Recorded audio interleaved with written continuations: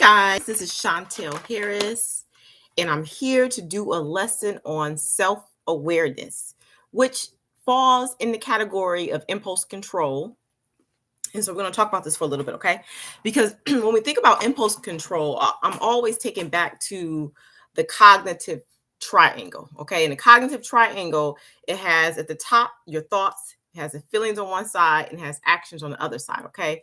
And there's always some situation from the outside that triggers us.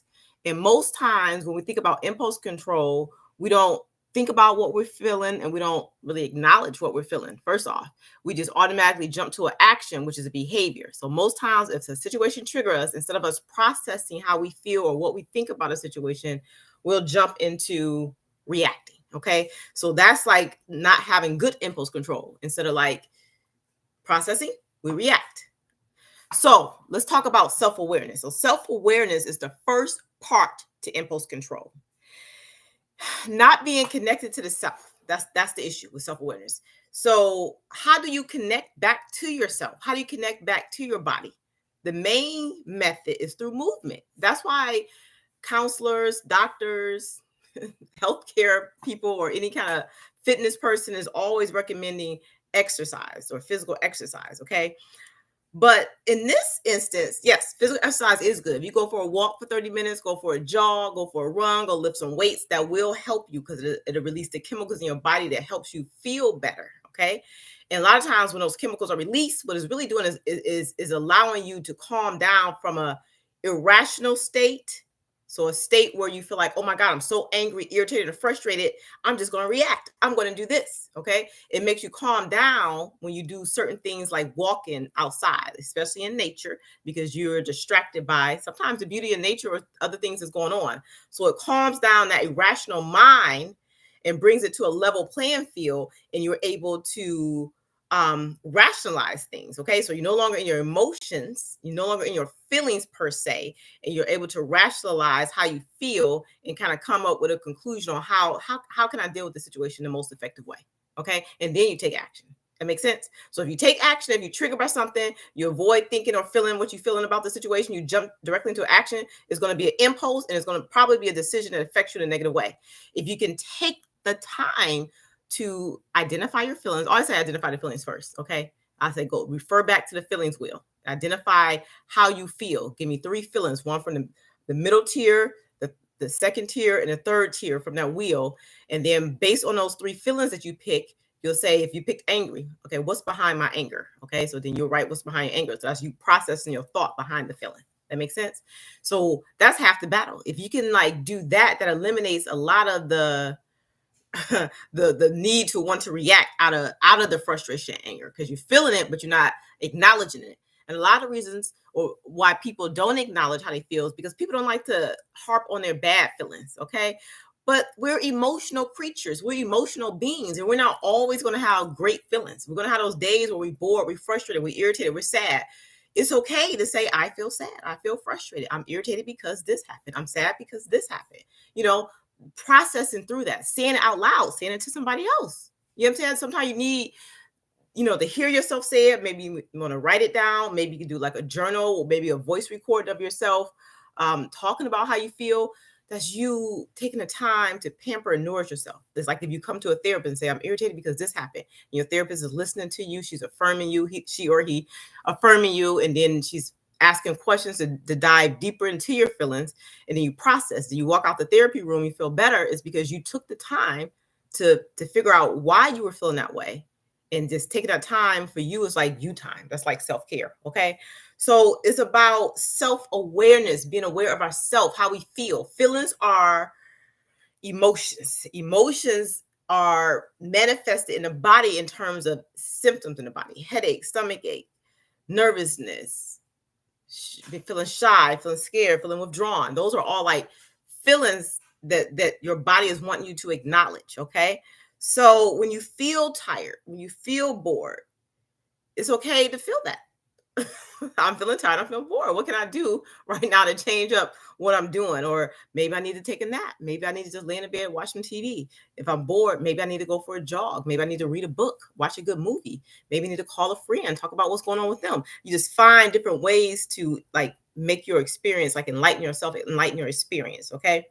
So there's also like more negative, like anger and frustration. A lot of times when kids feel angry, they have temper tantrums or they throw things down. And I'm not just talking about little elementary kids. I'm talking about high school kids. They throw things, they slam doors, they go in the room, play music loud to try to irritate you.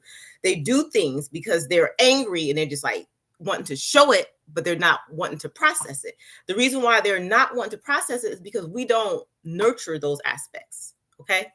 So if I notice that my son seems withdrawn, and when he's normally really affectionate, been around me, I'm going to take the time and go into his room and say, Justice, you okay?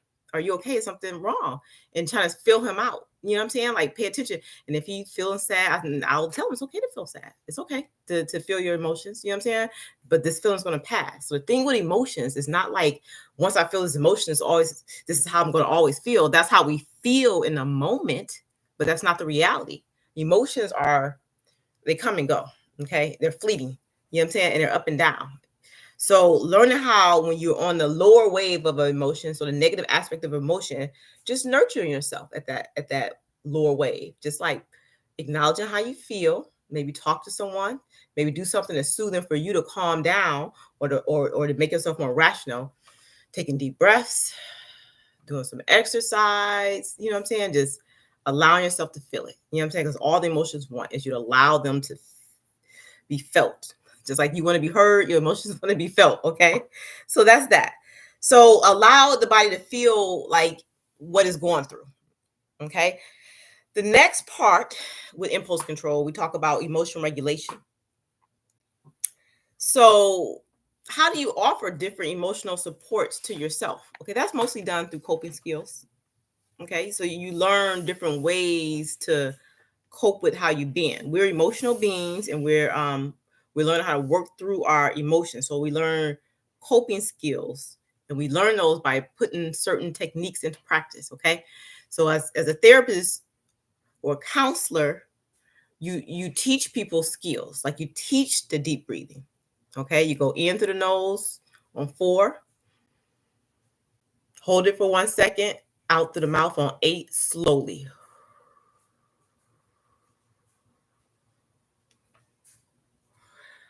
And the reason why I say go out slow is because when you breathe too fast and too deep, you can hyperventilate. So to make you feel worse, make you feel like you're having a panic attack or anxious. So when you breathe in through your nose, you breathe it on the count of 4, your stomach should poke out. Do it with me. Hold for 1 second, out through the mouth on 8, slowly.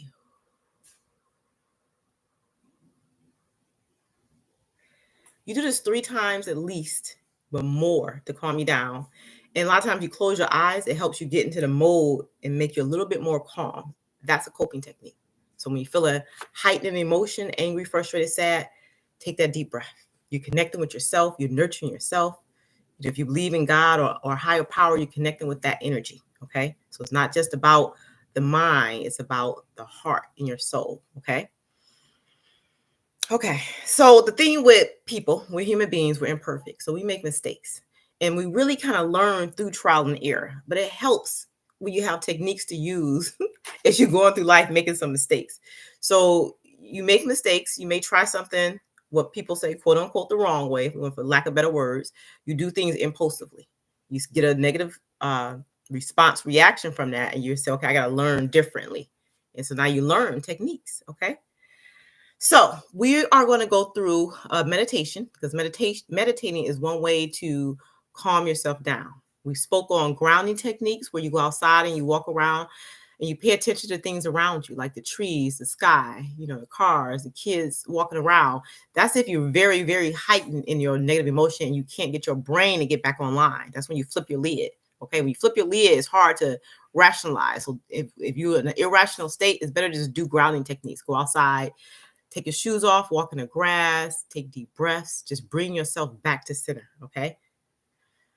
All right. Now, once you're out of that heightened state where you can rationalize, that's when you start saying, okay, give me, what am I feeling? List three feelings. Okay. Once you list that three feelings, what's behind this number one feeling? What's behind is number two feeling? And what's behind is number three feeling? And then that's you processing your thoughts. Okay. Now, let's do a guided meditation.